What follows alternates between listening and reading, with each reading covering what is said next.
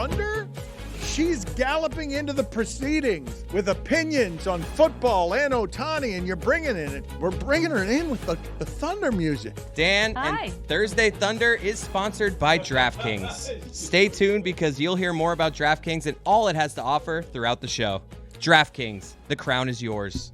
Juju's been doing these very well. What do we have? Tony, is this you going to do it? This is via Juju, but I will be providing the color for the Thursday Thunder today. We are going, not a super late night game tonight. It's a 9 o'clock start between the Nuggets and the Knicks, and we've got a nice little three-way player prop parlay for Thursday Thunder, starting off with the Joker himself, Nikola Jokic, over 25.5 points. We always take the overs with him. You're afraid to take anything but the overs with him. All he does is go over, Dano. Second, we're going to your favorite foreign player, Dante DiVincenzo, over 15.5 points. And the last leg of our three-way is Isaiah Hartenstein, over 8 points. Hell yeah. So it's Jokic over 25.5, DiVincenzo over 15.5, and Isaiah Hartenstein over 8. And if it doesn't hit, my bad. I didn't want to say it, but yeah. Mina, thank you for coming on with us. We've got all sorts of football things to discuss with you. My mustache is falling apart. The most interesting parts of everything happening with Ohtani this morning are what for you? Probably the cognitive dissonance required for me to come in on the tail of a gambling greed, which is, I realize, I'm throwing stones here from a parlay built castle or whatever I don't know what we're doing here at ASU, but there certainly is. You better get your lingo right, lady. The gambling money is already here, and the media is a little slow to react to the gambling money's already here. Yeah, I don't know if I think that's what I find most interesting, right? Not to be navel-gazing about it, but this is a massive story that we are all covering, and we are all, of course, working with these companies now deeply. I think there's the question of whether that's hypocritical, I think, is a nuanced one. I don't think it's quite as simple as like, hey, we all take gambling money and we're talking about a player breaking gambling rules, because there's differences, right? There's rules about who's allowed to bet and what that means. And it's not necessarily hypocritical, but it definitely does require some cognitive dissonance. No question about it. Can you help me? I've had some trouble navigating this morning some of the things that I've known about baseball past Ichiro coming over and whatever modern culture is, where the exchange between Japan and the United States on superstars has been a wonderful bridge to watch traversed over the last 25 years. Can you explain to me, just generally, what you think it is to be Ohtani in the middle of baseball in the United States?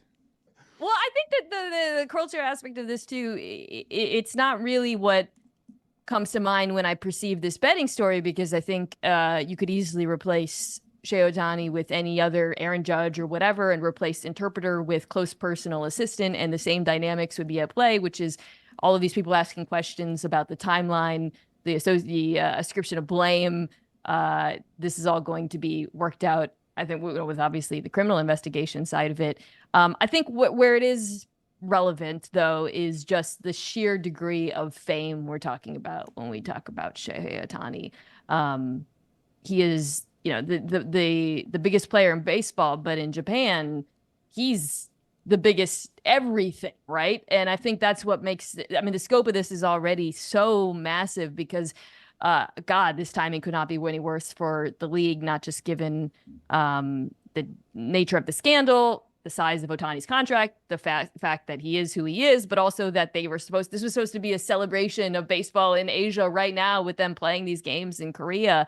And to have it marred by this, to have him unavailable for interviews, is just unbelievably devastating for the league. But I think for Ohtani, just, recognizing how famous he is in his own country, I don't think, it would be like if LeBron had a scandal of this scope in the U.S. I don't think, though, that people can understand necessarily the icon status that he has, because I think we're more respectful of LeBron's space as the media than what Ohtani lives daily in terms of people just following him around and just wide swaths of area cut out for him in a way that makes him, to me, feel more famous there than LeBron is even here. It would be like, Dan, sorry, Mina, to cut you off. It would be like if the biggest basketball star in the United States had a gambling problem and then he decided to retire, and then everyone created a conspiracy theory that it was because of his gambling problem and the commissioner actually made him retire, and then he came back, but the rumors haunted him for the rest of his life. I think that the size of our country and the number of, this is very funny, by the way, the number of celebrities it has kind of a diluting effect, Dan. Like, weirdly, my mind goes to Kate Middleton in the UK, which is just the level of, you're talking about press and scrutiny and a level that is that's not matched in the US when we talk about our athletes there. And I think about, I'm not saying Kate Middleton is Ohtani or whatnot, but when you're talking about a smaller country with fewer celebrities of that scale, naturally it all gets kind of concentrated, right? And as famous as LeBron is, as important as he is to millions, hundreds of millions of people in a huge swath of America, there's just so many famous people in America. There's so many famous athletes that everything kind of is perceived a little bit differently. Do you have any idea what happened with that interview? Because I was surprised at how that got botched. Like, I don't understand how cartoonish everything else was after the report came out. For a second, I thought you were talking about Kate Middleton, and my mind just got really scrambled. Well, there. that one too. Where is she? Do you have any good theories?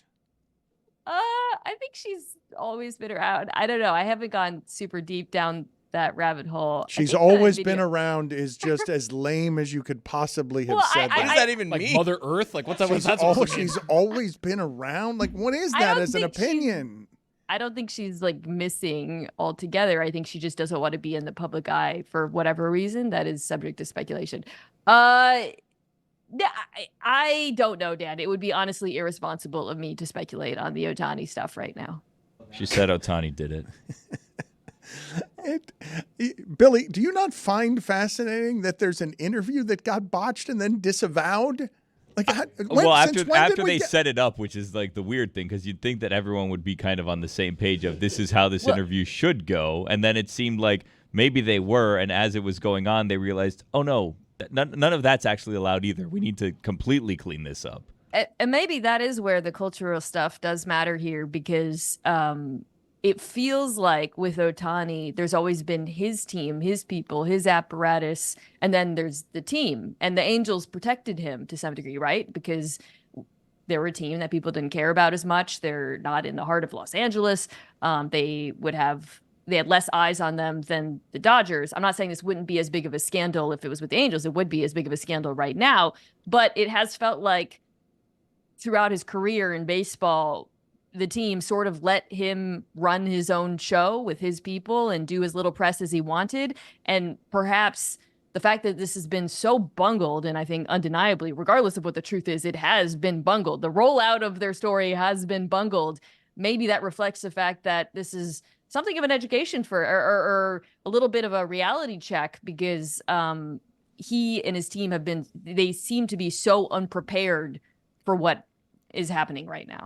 Why are you smiling, Jessica? What is it that you and Tony are doing back there? It's just everything has been no. Like, we also, had. where's Kate? Where's Kate? That's a separate investigation. Also, Stanton, a separate investigation. But when you have the Mizuhara situation, right, and then he has the ESPN interview up here, and then it's like, wait, no, we can't say any of that. No interview. Wait, That's no. right. Interview, no interview. Now disavow. Disavow up here. The wait, no.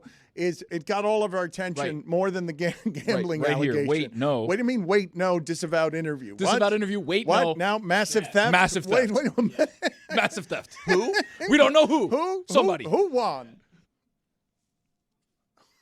Also, before Jess was talking about Michael Jordan, And you're putting your mustache on backwards, which is why it's not sticking. Yes, Won. Thank you. Thank you, Billy. The glue's on the wrong It side. did happen to a pretty big American. I mean, you keep saying, like, what if LeBron James? And I'm like, well, I don't know. I wasn't alive back then, though, so tell me what it was like. Jessica, I'm having a hard time. I really am. With the mustache, yeah. With that too. But I would say, I don't know how to measure this. I would say by leaps and bounds, Ohtani means something to Japan that LeBron does not mean to America. Like, just in terms of fame. I don't know how LeBron couldn't be more famous here. I know but in terms of feeling like he represents everybody in a way that everyone can be proud of, the companies, the greatness, everything. Like, I don't think Ohtani's polarizing in any way. There's no infamy involved. It's just positive fame. As a country, are we proud of anyone, though? Like, honestly, outside of the Olympics, is there anyone that we claim like, wow, that's America? Pitbull. Checkmate. I don't know if Ohtani is flawless, but he represents publicly that way. It's not just greatness, it's also flawless. Well, that's what's so interesting about this, right? Like, this is the first time I think something negative has really stuck with him. But I would argue that he's kind of a blank canvas for, like, because and this is where I do think the culture has, because he doesn't do a lot of interviews. We don't know a lot about him. Everybody was shocked and delighted to see his dog. And then, we couldn't hear the name of the dog. It was like a big mystery. The most I've learned about him was like in the last couple of weeks when we found out his wife was apparently like a very skilled basketball player, which was like, oh my gosh, like an actual like interesting kernel of information about Shohei Ohtani. We learned something cool about him. Now, for this to come, it's not just like a scandal hitting a player who we already know a lot of his biography, who's had ups and downs. This is the player where we really don't know a lot about him here in the U.S.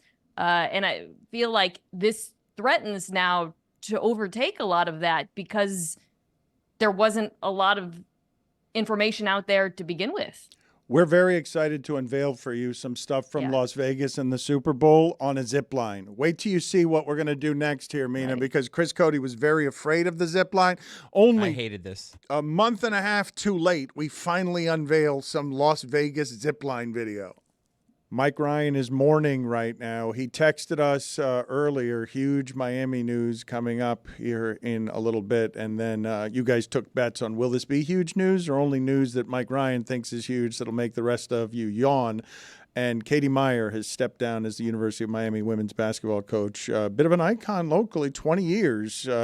And that shakes the program because she was stability, and they made as deep a run as the school has ever made a couple of years ago, and they were trying to build off some of that. They spent money. They got denied they got denied an NCAA tournament this year and ended up not being in the, what is it called, the WBIT now? So they declined to be a number one, and that's how her career ends. She's retiring, not going anywhere else, but one of the pioneers in this sport, and that shakes an athletic program that department and all the departments know that they need football to be successful. That's how it works throughout all of athletics.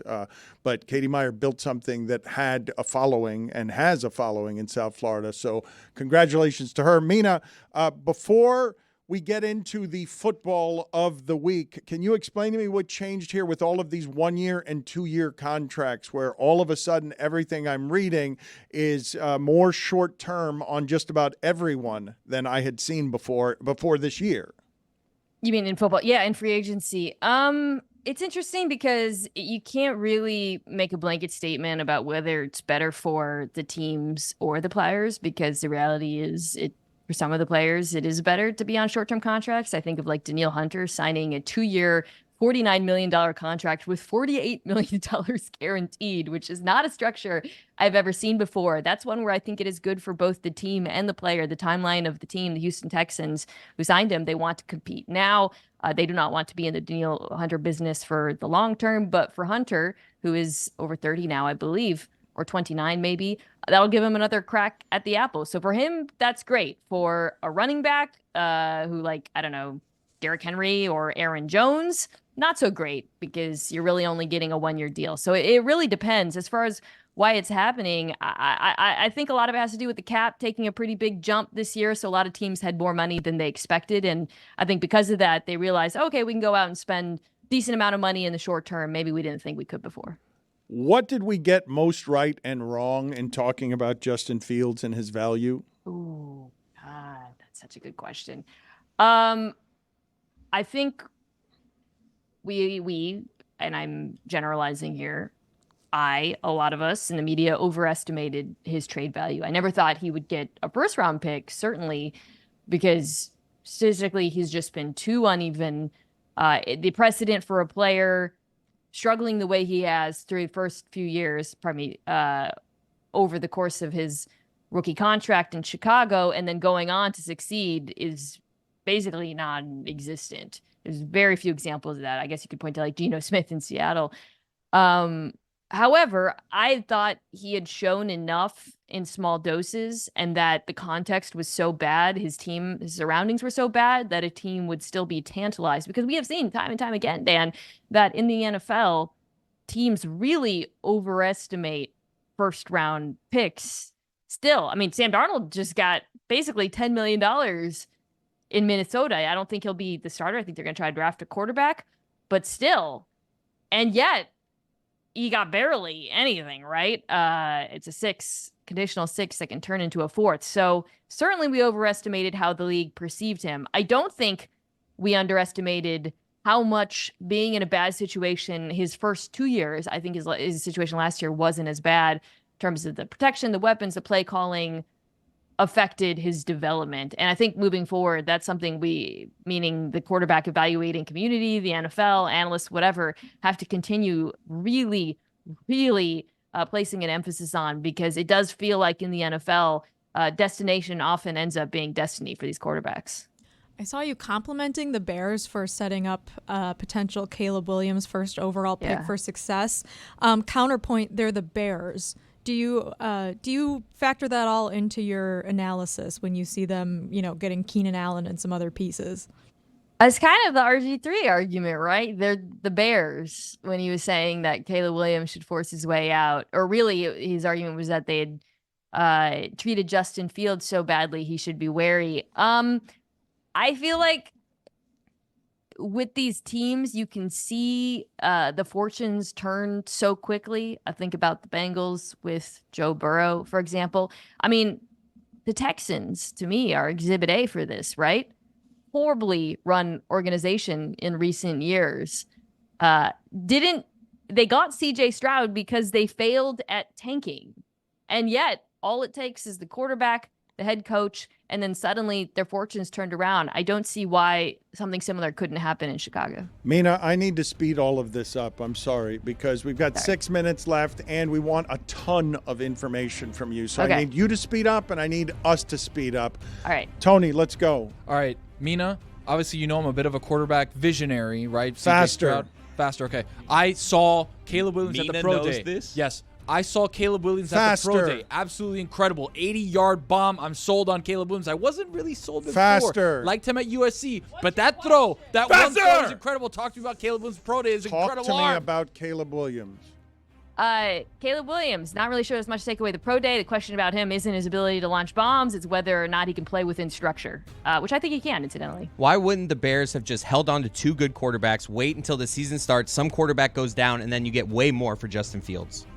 I think we tend to underestimate the psychological aspect of managing a quarterback room. And if you have a quarterback room where a lot of the players do love Justin Fields, the fan base still loves Justin Fields, I think that's not healthy for Caleb Williams to walk into.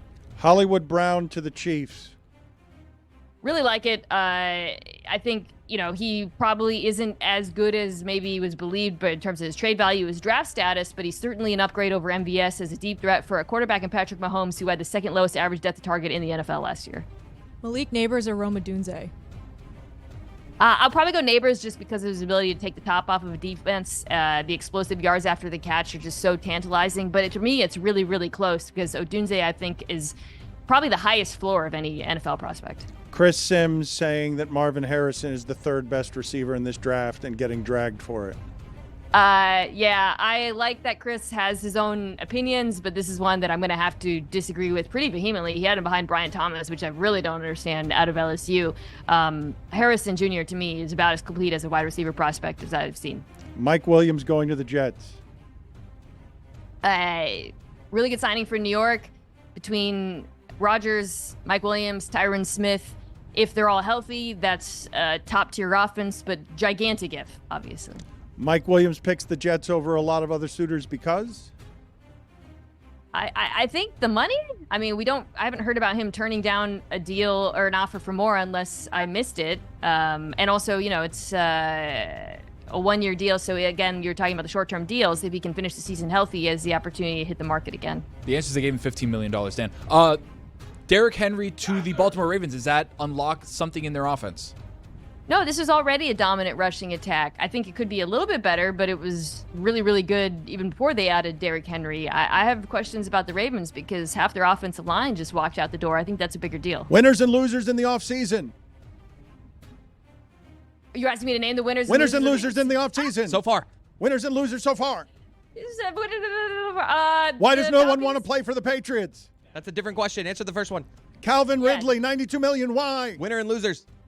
We got to speed it up. I go with the Falcons getting Kirk Cousins. I think that was probably the biggest impact move of the offseason. I have them winning the division now. Losers, everyone's obsessed with the Dallas Cowboys not doing anything, but the Patriots, to me, jump out. Like, we're all focused on the Chicago Bears and whether they've done enough to set up success. Their rookie quarterback. The Patriots are also drafting a rookie quarterback, and that rookie quarterback is walking. Why does no one want to play for the Patriots? I don't know if they extended any offers that were rejected. I think the bigger question is why weren't the Patriots more aggressive in soliciting skill players to put around their rookie quarterback? Not that nobody wants to play there. OBJ visiting the Dolphins. Don't they have other holes they need to fill? They have holes, but they don't have a lot of money. So, and I do think wide receiver is actually something that they're going to need to address in the draft. How many games will Justin Fields start for the Steelers? I will guess 8. Vrabel consulting for the Browns. Good move. Something that they did with Jim Schwartz, by the way. He was a defensive coordinator in Tennessee, so it's kind of a flip-flop. I think this is sort of a stopover for Vrabel, who will probably be a head coach again in the NFL. Vikings plan on quarterback. Right now they have Sam Darnold. Who is it? I'm guessing J.J. McCarthy right now because I don't think one of the top 3 teams is going to trade down. Best backup quarterback signing. I mean, the Pittsburgh Steelers getting Justin Fields, to me, for what they did, although I think he should compete to be the starter. Best bargain discount in free agency. Which signing did I like? I mean, the Patriots bringing back Josh Uche for $3 million was the one that really blew me away. Josh Uche, who had like double-digit sacks a year ago. That kind of shocked me that he signed for so little. Did Christian Wilkins get overpaid? Probably a little bit, yeah, but he's a really, really good player, so it wasn't like a mammoth overpay. I think it was more confusing because I don't really understand the Raiders and their timeline, but the pay was probably commensurate with who, why did they do this? Why did they do this? The Ridley deal surprised me. Again, from a timeline, I don't really understand the Titans and how they view themselves, and I felt like because there's so many good receivers in the draft, which we talked about last time, I don't understand why you would pay him that much money. Is that the move you hated the most? No, the one I hated the most was the Raiders paying Gardner Minshew, what they did. I thought the Raiders should have been in the Justin Fields business. I don't understand. Again, I don't understand the Raiders generally, and for me, Gardner Minshew did not play very well for Indianapolis last year, despite the fact that they were knocking on the door of the playoffs. It wasn't because Come on, Mina! Come on! Gardner Minshew. I mean, I can just give you the one-word answers. Mina Kimes Show featuring Lenny. Follow her on YouTube. She is the best. Thank you, Mina. We will talk to you next week. Thank you for having me. My mustache tastes like glue. It's unpleasant. These are always unpleasant. Jessica, I see you making a face, and I don't blame you. I haven't seen a lot of costumes from you. You had a golden year, I feel like, a golden grid of death year where you didn't have to endure a whole lot of punishment. I only lost once, and Willow only lost once, but that's my fault.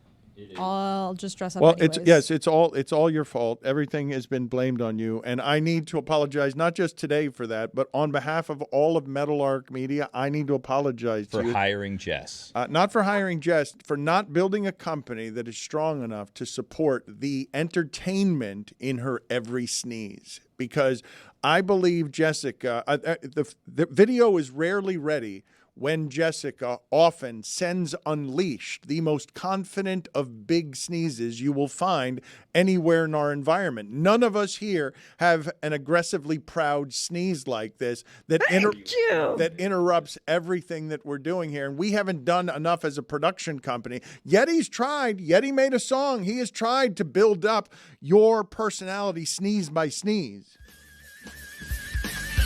Thank you. I won't do what you tell me. Thank you. I won't do what you tell me. Thank you. I won't do what you tell me. Thank you. I won't do what you tell me. Thank you. I won't do what you tell me. Thank you. I won't do what you tell me. Thank you. I won't do what you tell me. Thank you. I won't do what you tell me. Thank you. I won't do what you tell me. Thank you. I won't do what you tell me. Thank you. I won't do what you tell me. Thank you. I won't do what you tell me. Thank you. I won't do what you tell me. Thank you. I won't do what you tell me. Thank you. I won't do what you tell me. Thank you. I won't do what you tell me. It's my bad for not holding my sneezes, though.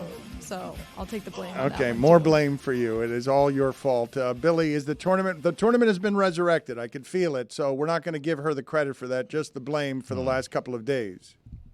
Yes, sure. I got confused by that question. Anyway, here's our number 3 seed in songs, Dan, and it's dedicated to you. It's a song about how sometimes your descriptions of things go on a little bit long. Bit of a yammer.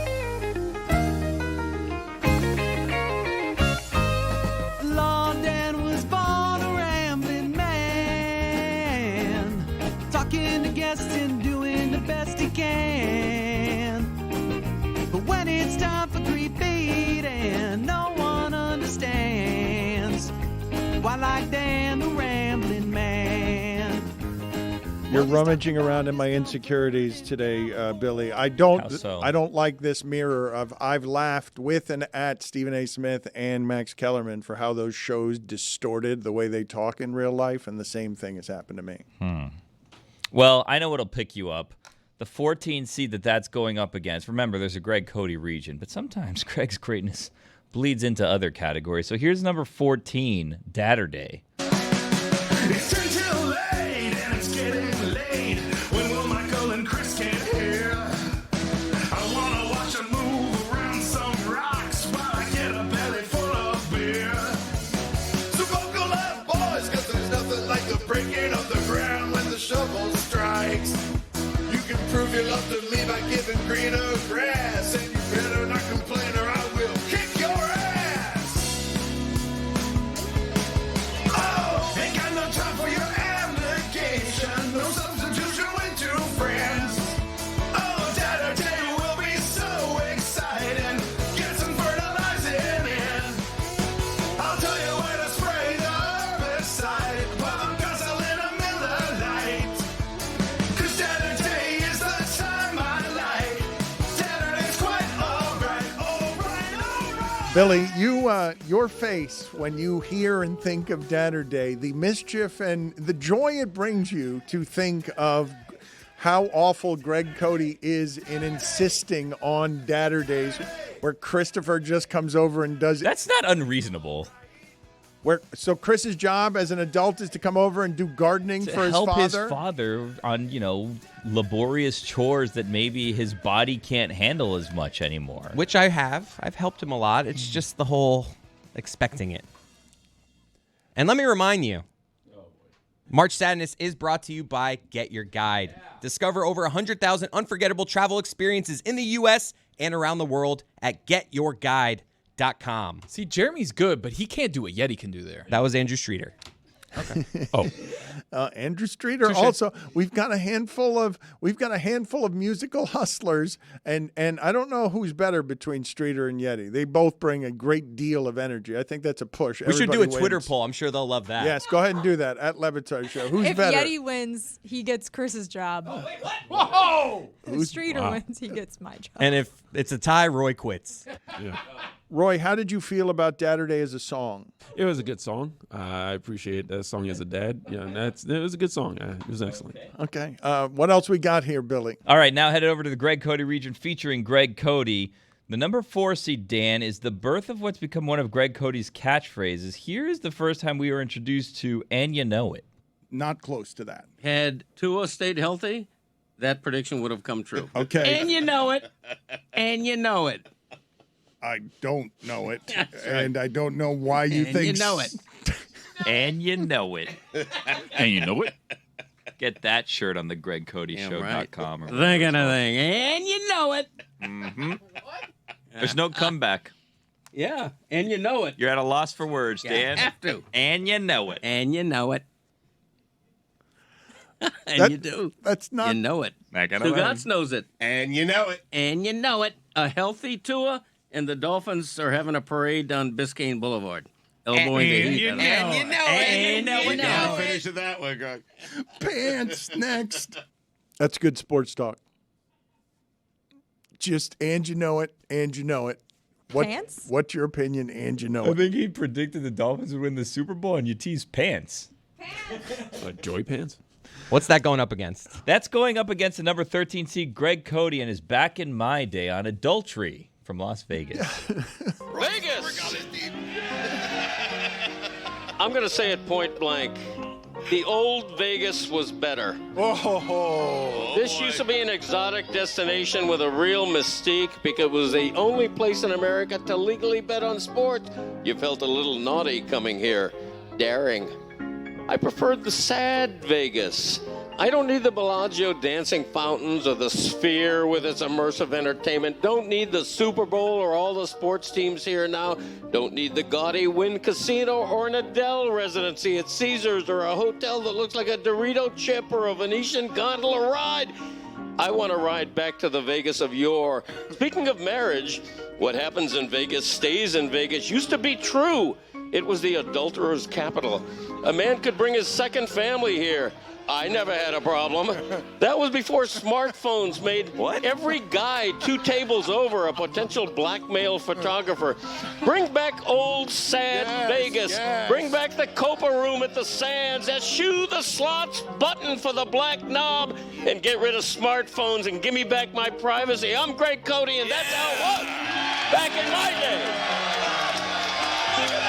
We edited out the part where he ran out of breath and we had to stop him. And this man thinks he could run a 6-minute mile. He can't even do a 6-minute Back in My Day.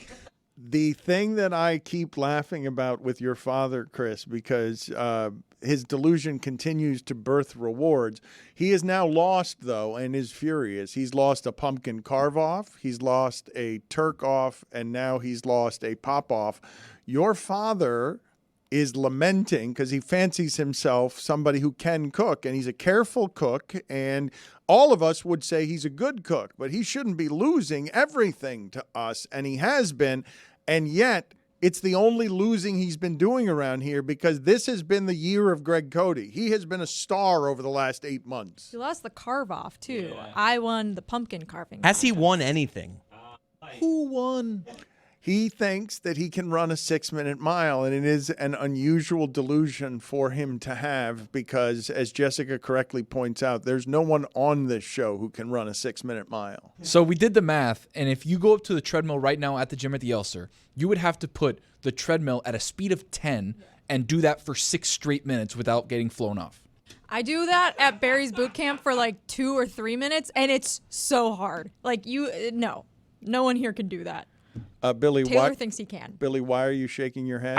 Just because you made it seem like it was really complicated math that was done to figure Yeah, out right. that in It a tells you the 60-minute miles per hour. Yeah, exactly. Like the 10 is miles. So per you hour. were down on Tony being enthusiastic about giving I'm us never. I mean, I'm trying to support Tony. He's got an ongoing investigation going on here. Are Hopefully you? we get I'm to just the giving end the of that. facts, Yeah. people. I'm not investigating. I'm just giving you what the Are facts there any updates there? Are No there any updates yet. Ohtani updates? I do have a Stanton update. Stanton thin? Question mark.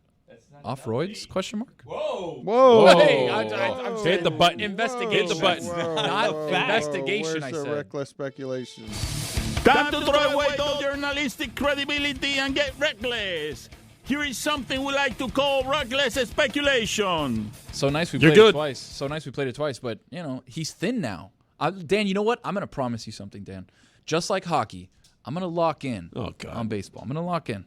2-1. I need more information on what could be the biggest scandal we've ever seen, or just gambling's normal now. We're still trying to figure out who stole the money. Because if it wasn't the interpreter, it might have been somebody else.